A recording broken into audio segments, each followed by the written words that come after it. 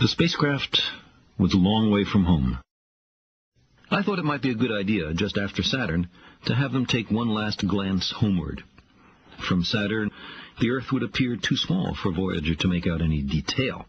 Our planet would be just a point of light, a lonely pixel, hardly distinguishable from the many other points of light Voyager would see, nearby planets, far-off suns. But precisely because of the obscurity of our world thus revealed, such a picture might be worth having.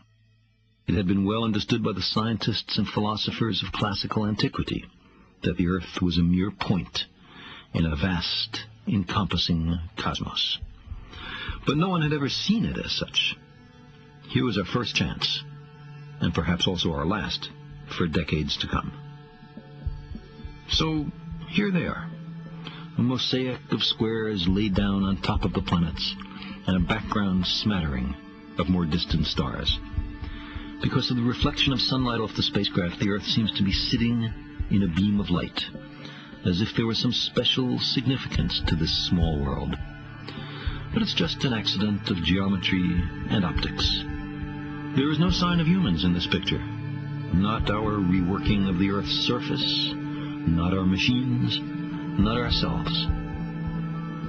From this vantage point, our obsession with nationalism is nowhere in evidence. We are too small. On the scale of worlds, humans are inconsequential, a thin film of life on an obscure and solitary lump of rock and metal. Consider again that dot. That's here. That's home. That's us. On it, everyone you love, everyone you know, everyone you ever heard of, every human being who ever was, lived out their lives.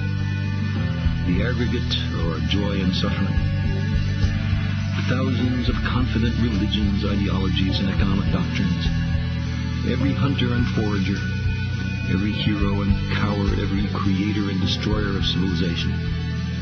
Every king and peasant, every young couple in love, every mother and father, hopeful child, inventor and explorer, every teacher of morals, every corrupt politician, every supreme leader, every superstar, every saint and sinner in the history of our species lived there, on a mote of dust, suspended in a sunbeam.